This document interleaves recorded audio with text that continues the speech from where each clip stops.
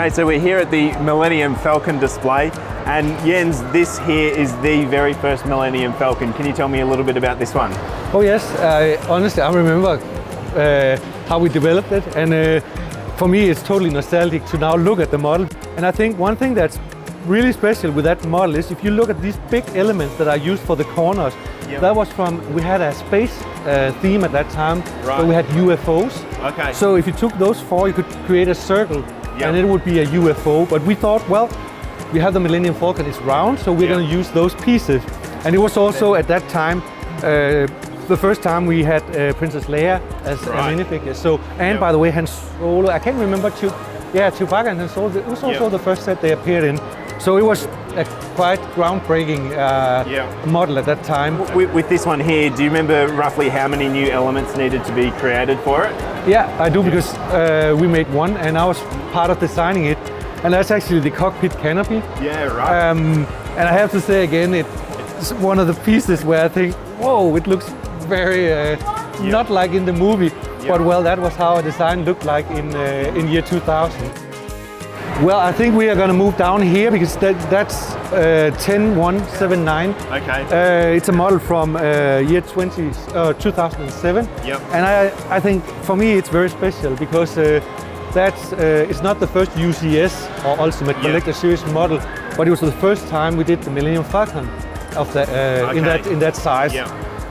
And by the way, we had never done a Lego set of that size. It has 5,197 pieces, so it was a totally new thing. With this one, do you remember how many new elements needed to be created for this one? None. Really? Yeah. And that was when I made it. That was the aim. I wanted to build it without new elements. That's also why one of the things, if you look at the cockpit, for instance, there's no glass on the canopy. It's made out of these rods instead. And that was simply because I didn't have a cockpit canopy that worked. So I did it without glass. But just to be super nerdy, I know that one of the actual movie props that was used for the movie was like that without glass. Oh, right. Because the glass would reflect in the camera. So this is actually even more authentic. Yeah, it is. Here we have what we call a play theme version. So again, a more standard size version of the Millennium Falcon. This one is from 2011. But as you can see from the first one from year 2000, there's a huge leap in design. And here we have actually created a couple of new elements as well. We have created a new cockpit canopy that looks far more like in the movie.